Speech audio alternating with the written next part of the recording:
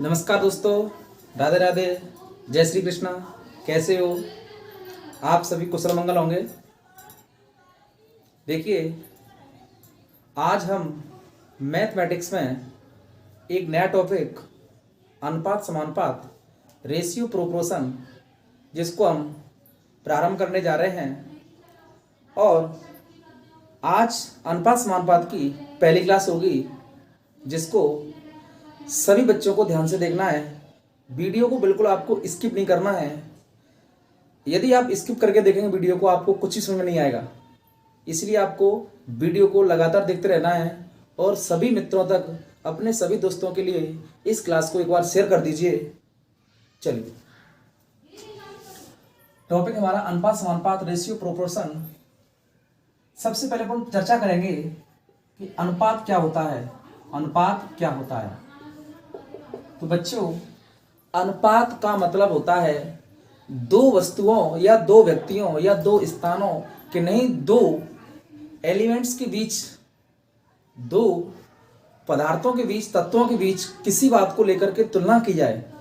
मैं ऐसे कहूं कि ये राम है और ये सीता है, ठीक है ना। ये राम है और ये सीता है। मान लीजिए राम में वजन है 50 किलोग्राम और सीता में वजन है 30 किलोग्राम। अगर इनके अनुपात की बात करें तो 50:30, 0 कैंसिल कर देंगे तो अपन कह सकते हैं कि राम और सीता के वजन का अनुपात कितना आ गया? 5:3। यानी दो व्यक्ति ले लो, तीन व्यक्ति ले लो, ठीक है ना। यदि इनके बीच में तुलना करें, अपन क्या करें? तुलना, तो वो कहलाता हमारा क्या? अनुपात। अब अपन बात करेंगे अनुपात का चिन्ह क्या होता है। तो अनुपात का चिन्ह होता है दो बिंदी, ठीक है ना, या ये वाला चिन्ह, बटे वाला चिन्ह है ना, जैसे 4/5, 6/7, इस तरह से, ठीक है ना। एग्जाम्पल की बात करें अपन, जैसे 4:5, इसको अपन 4/5 भी लिख सकते हैं। यानी दो बिंदी भी सही है इसके लिए और ये बटे का साइन भी सही है, नहीं, ठीक है ना, चिन्ह भी सही है। चलिए, अब अपन बात करते हैं समानुपात। समानुपात क्या होता है बच्चों? देखो यार, समानुपात, समानुपात दो शब्दों से मिलकर बनता है। समानुपात हिंदी के हिसाब से भी इसको देखो तो ये सम धन अनुपात, सम धन अनुपात। सम का मतलब होता है समान, क्या होता है? समान। और अनुपात का मतलब अनुपात। यानी जब दो व्यक्तियों का अनुपात अन्य दो व्यक्तियों के अनुपात के समान होगा, बराबर होगा, उसको कहेंगे समानुपात, है ना। जैसे मान लीजिए ये कौन है? गीता, और ये कौन है? राम। इनके वजन का अनुपात है 3:4। अब अपन बात करते हैं, ये कौन है? कमल, और ये है सीता, ठीक है ना। मान लीजिए इसका 9 है, इसका कितना है? 12। यानी देखो, गीता और राम का अनुपात है 3:4, कमल और सीता का अनुपात है 9:12, है ना। यदि इनको अपन क्रॉस कर देंगे 3 से, और ये 3 से 4 बार, तो बताओ ये वाला अनुपात इस अनुपात के बराबर है क्या? बिल्कुल है। तो इसको बोलेंगे समानुपात। क्या बोलेंगे? समानुपात। यानी इसको अपन कैसे सेट करेंगे? 3:4 समानुपात 9:12, एकदम एक्यूरेट है ये। यानी ये 3:4 और ये 9:12, यानी ये दोनों कैसे आपस में समान है ना। क्योंकि अगर जरूरत पड़ी हमें तो 3 से 3 काट देंगे, 3 बार, 3 में 4 बार, तो 3:4, और ये भी कितना है? 3:4। समझ में आ गया विद्यार्थियों कि समानुपात क्या होता है ना। अब बात करें इसका चिन्ह, तो देखिए समानुपात का चिन्ह होता है 4 बिंदी। कितनी बिंदी? 4 बिंदी। अनुपात में 2 आती हैं, समानुपात में 4 आती हैं। या बराबर का चिन्ह लगा दें तो भी क्या कहलाता है? वो समानुपात, ठीक है ना। जैसे अपन बात करते हैं एग्जाम्पल की, यहाँ पे विद्यार्थी दिखाई दे रहा है आपको? चलिए, देखिए मैंने यहाँ पे लिखा 3:7। कितना है? 3:7। 3:7। देखिए ये 3:7, ठीक है ना। अगर हमें बराबर लिखना हो, बराबर, यहाँ पे मैं कर दूं 6:14, ठीक है ना। 3:7, 6:14, तो इसको अपन 3:7 समानुपात 6:14, ये एक ही बात है। या इसको बराबर के रूप में लिख दो या इस तरह से लिख दो, यानी बराबर ये या 4 बिंदी एक ही चीज है ना। 4 ये बिंदी सी लगा दो या ये बराबर चिन्ह लगा दो, एक ही बात है ना। क्योंकि अपन जरूरत पड़ेगी ना, तो 2 से काट देंगे 3 बार, 2 से ये 7 बार, तो ये 3:7, 3:7, यानी कैसे आपस में बराबर, ठीक है ना। तो यहां तक आपकी समझ में आ गया होगा, एक बार इसको नोट कर लीजिए। चलिए विद्यार्थियों, इसके प्रश्नों की बात करते हैं हम कि प्रश्न इसके किस प्रकार से आएंगे। सबसे पहले फर्स्ट नंबर प्रश्न हमारा कि यदि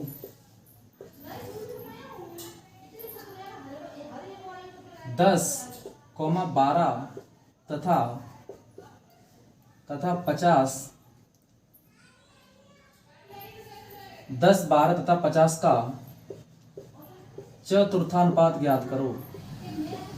चतुर्थानुपात ज्ञात कीजिए। देखो क्या प्रश्न हमारा कि 10, 12 तथा 50 का चतुर्थानुपात, यानी हमें पता है इसमें कितने पद होते हैं, 4 पद होते हैं। देखो विद्यार्थी घर, जैसे मान लो मैंने लिखा x अनुपात y और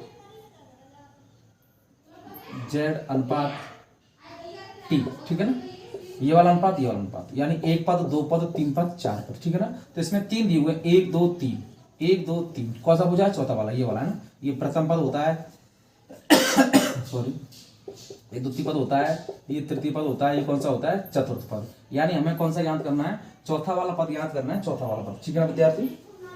देखो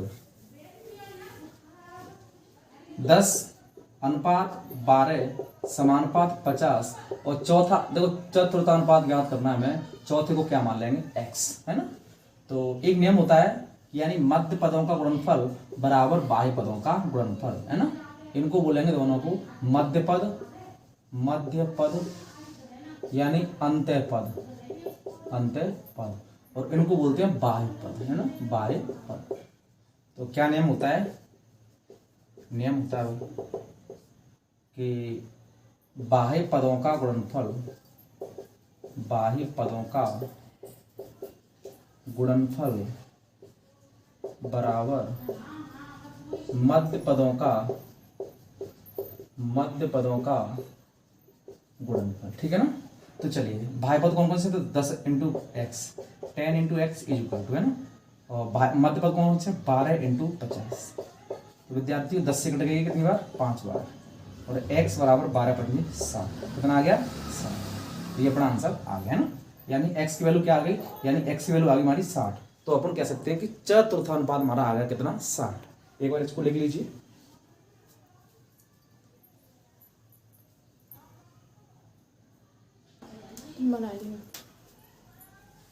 अगला प्रश्न हमारा प्रश्न नंबर 2, 18,24 का तृतीय अनुपात ज्ञात कीजिए। कौन सा अनुपात, तृतीय अनुपात। तो बच्चों एक बात आपको ध्यान दिला दूं मैं कि यदि इस तरह से 2 पद दिए हो, देखो 18 दिया है और कौन सा दिया है, 24, ठीक है ना, और हमसे पूछा गया तृतीय अनुपात।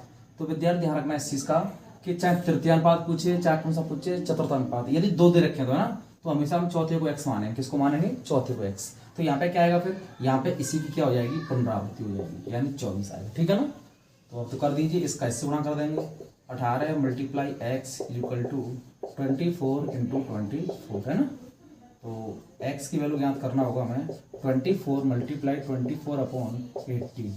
विद्यार्थी देखो 6 से काटें इसको 3 बार, 6 से 4 बार, 3 से इसको 8 बार, और x बराबर 8 4 जा 32, यानी 8 चौके 32। तो अपना आंसर आ जाएगा कितना, 32, यानी हमारा तृतीय अनुपात कितना आ जाएगा, 32 आ जाएगा। तो एक बार इसको लिख लीजिए, ठीक है ना विद्यार्थियों।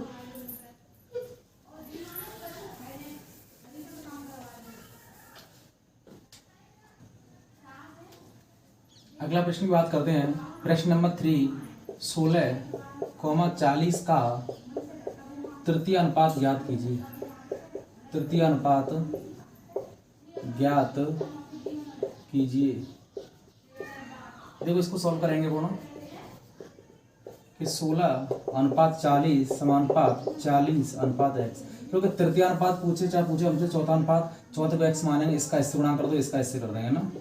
तो 16 मल्टीप्लाई x बराबर 40 इंटू 40, ये हो गया 16x बराबर 1600, 16 तो कट गई 100 बार, x बराबर आ गया 100, x का ना आ गया 100। यानी हमसे पूछा था तृतीय अनुपात, तो हमने चौथे को x मान लिया, यहाँ पे क्या आ गया 40 आ गया, इसी की पुनरावृत्ति हो गई, इसका इससे गुणा कर दिया, इसका इससे कर दिया, x बराबर आ गया 100, यानी हमारा तृतीय अनुपात आ गया कितना, 100, ठीक है ना। एक बार लिख लो इसको। देखिए अगला प्रश्न हमारा 6,24 का मध्यानुपात ज्ञात कीजिए। यानी हमें देखो इसका मध्यानुपात निकालना है। तो माना इसके अपन दो तरीके बताएंगे आपको, है ना। माना मध्यानुपात बराबर x, तो 6/x समानुपात x अनुपात 24। क्योंकि हमसे देखो मध्य अनुपात बीच का, तो यहाँ पे और यहाँ पे संख्या एक ही आती है, इसकी पुनरावृत्ति हो जाती है। इसका इससे गुणा कर देंगे, इसका इससे गुणा कर देंगे ना। तो x मल्टीप्लाई x बराबर 24 इंटू 6, जो हो गया x उसके बराबर जो हो गया 144। x बराबर आ जाएगा √144 और इसका वर्गमूल आता है कितना 12। तो इसका आंसर आएगा कितना 12। इसका एक तरीका और है, इसका मध्यानुपात बराबर √a मल्टीप्लाई b। तो a कितना है यहाँ पे 6, b कितना है 24, गुणा कर देंगे 144, कितना जाएगा 12। यानी मध्य अनुपात आ गया हमारा कितना 12। ठीक है विद्यार्थियों, एक बार इसको नोट डाउन कर लीजिए।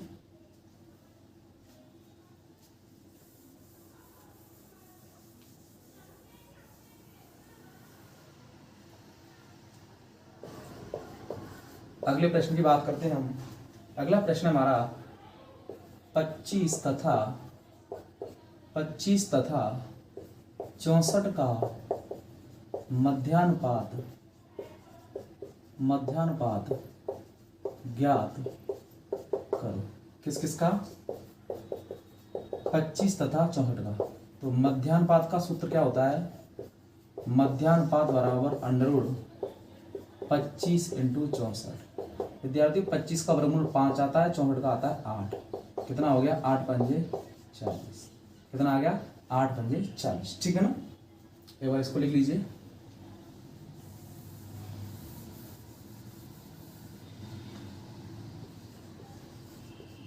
अगले प्रश्न की बात करते हैं हम।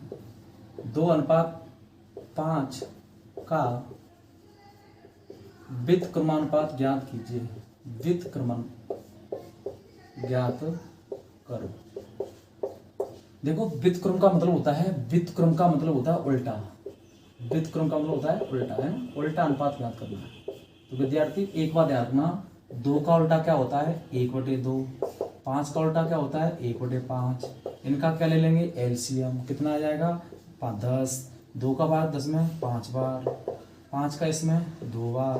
तो अपना आंसर आ गया 5:2। आप कहेंगे गुरुजी कि इसको अपन 2:5 को आपने 5:2 लिख दिया है। बिल्कुल सही है, लेकिन ये दो तक ही सीमित है ना। अगर 3 का आ गया तो आप गलत कर देंगे, इसको क्या कर देंगे गलत। इसलिए आपको तरीके से करना है, ठीक है ना। देख लो इसको एक बार।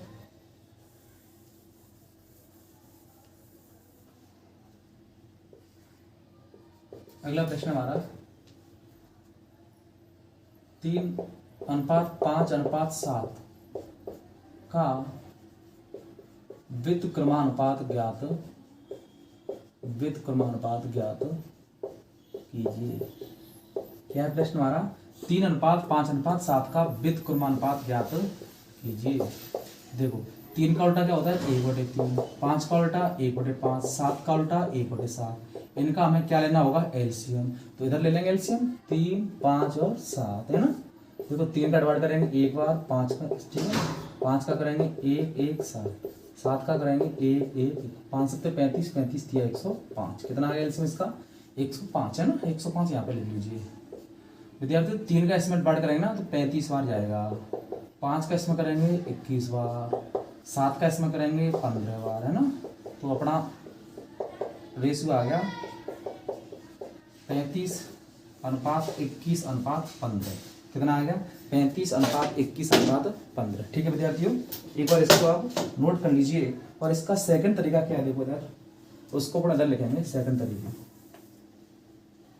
तो सेकंड तरीका इसका, जैसे मान लीजिए हमारा ये 3:5:7 और इसका निकालना हमें व्युत्क्रम, है ना। क्या निकालना है व्युत्क्रम। तो एक बात हमेशा ध्यान रखिए, जैसे मान लो अपन पहले 3 की शादी करेंगे तो 3 को अपन खाना निकलाएंगे ना, 3 को बंद कर लेंगे। तो क्या दिख रहा है आपको 3 को बंद करने के बाद में 5 × 7, तो 5 × 7, है ना। 5 को बंद कर लो एक बार, 3 × 7, है ना। 7 को बंद कर दो 3 × 5, ये हो गया 5 7 35, 7 दिया 21 और 5 दिया 15। तो इसका डायरेक्ट आंसर आ गया 35:21:15। 15, ठीक है ना। एक बार इसको लिख लीजिए आप।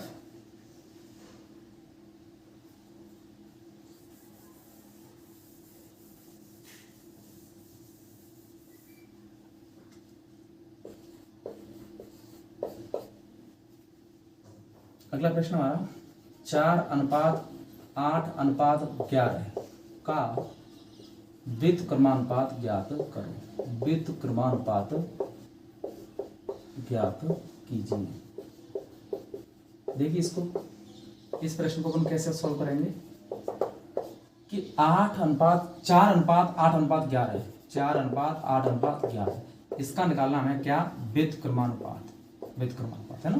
तो एक बार 4 को बंद कर लो ना, तो 8 × 11, 8 को बंद कर लो 4 × 11, 11 को बंद कर लो 4 × 8 है ना। चलिए इसमें देखो 4 से 4 गया, 4 से 2 बार, 11 दूनी 22 होते हैं, ये 11 है, यहाँ पे कितना है 8। अपना रेशियो आ गया 22:11:8। ठीक है विद्यार्थियों, एक बार क्लास को शेयर कर दीजिए ना, शेयर कर दीजिए।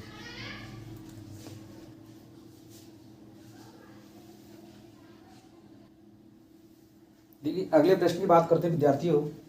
अगला प्रश्न हमारा प्रश्न नंबर 9, 16:9 का वर्गानुपात ज्ञात कीजिए। क्या करना है, वर्गानुपात है ना।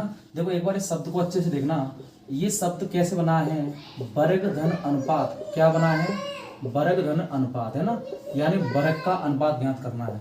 तो 16 का वर्ग करेंगे यहाँ पे, फिर 9 का वर्ग करेंगे। 16 का होता है 256, 9 का होता है 81।